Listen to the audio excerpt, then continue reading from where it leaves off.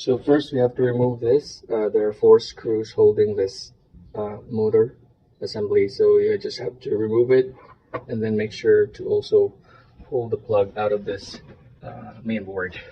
So I already pulled it out. It's in here. Now we're ready to check it out. Okay, after loosening it, now we can already remove this to reveal the motor. So as you can see, I can already tell looking at this motor that this is already burnt out. You can see the motor is already not in its original color. Supposedly it's supposed to be this brown color. Now it's very dark, so that is already burnt out. So once you see this, you can already go ahead and replace. Now if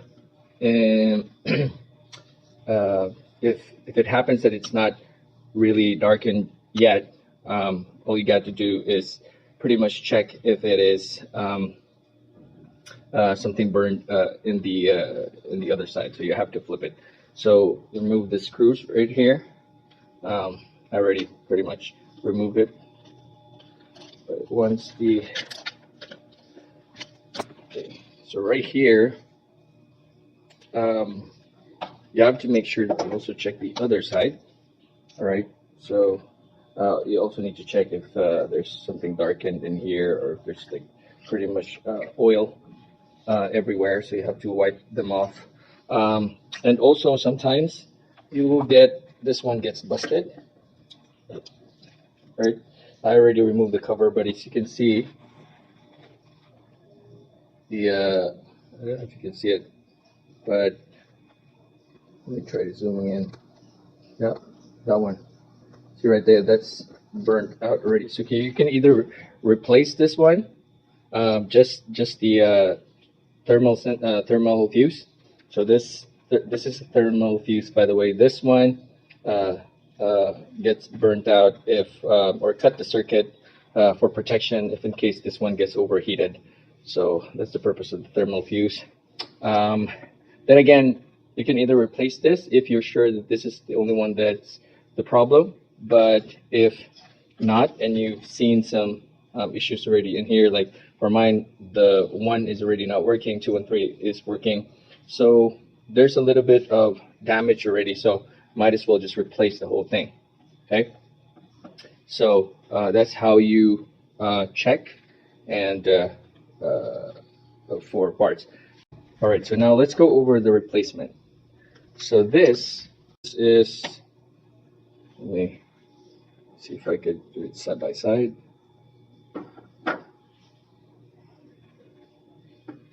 All right.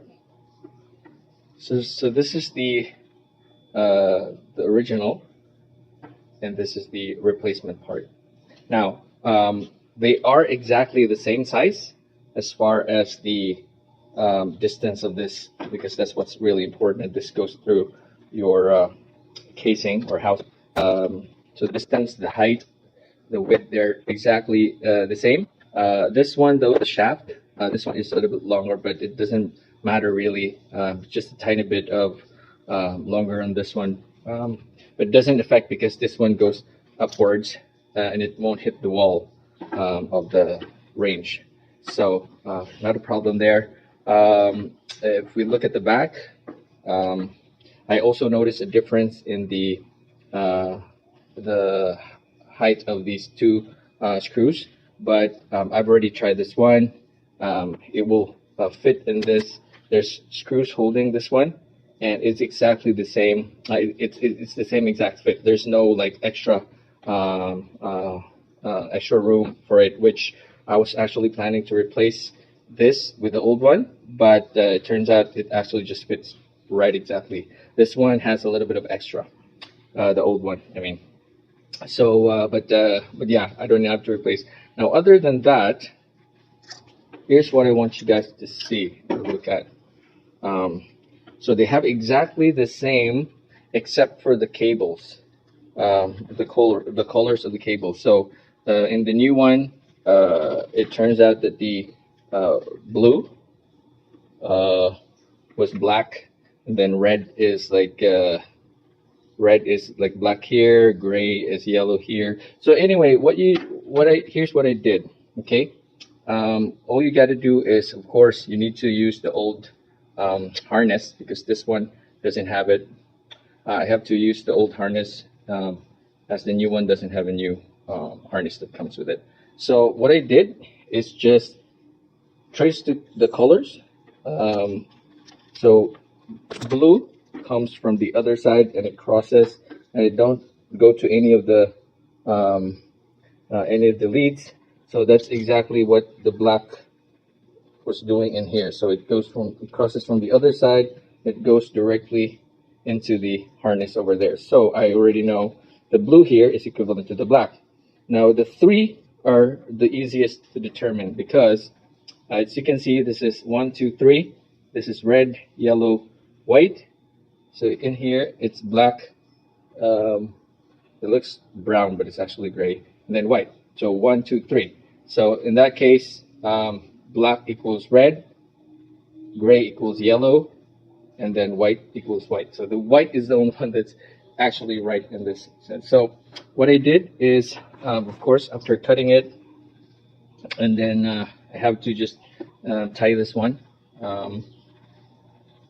I don't have to use soldering, but you have to use some sort of shielding on this one. I have this, I forgot what it's called, but it shrinks, a shrinkable tube actually. So it shrinks as soon as you put some heat on it. So I use some lighter. So pretty much after connecting all the cables and using shrink tube to cover it, you don't need to use electrical tape. If you don't have this shrinkable tube, it's okay. You can use an electrical tape.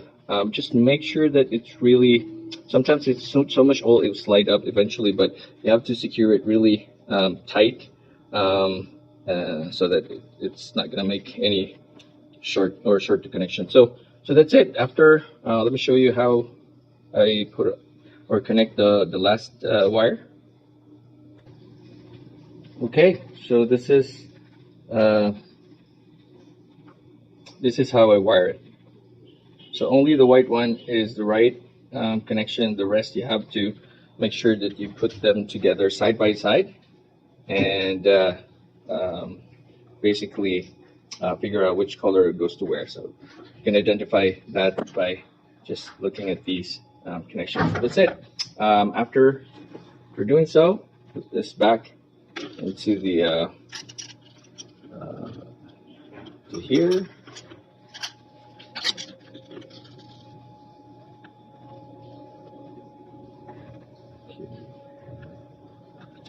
All right, let's put it back, and then put this back here.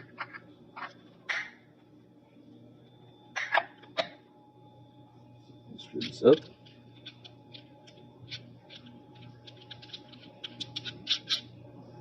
Go ahead and tighten that, and put this back in your Rangehood,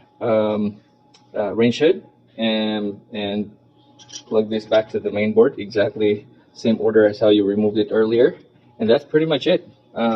Hope this has been informative, and if you like the video, please share, give a thumbs up, and subscribe to my channel for more future DIY and troubleshooting projects. Thank you.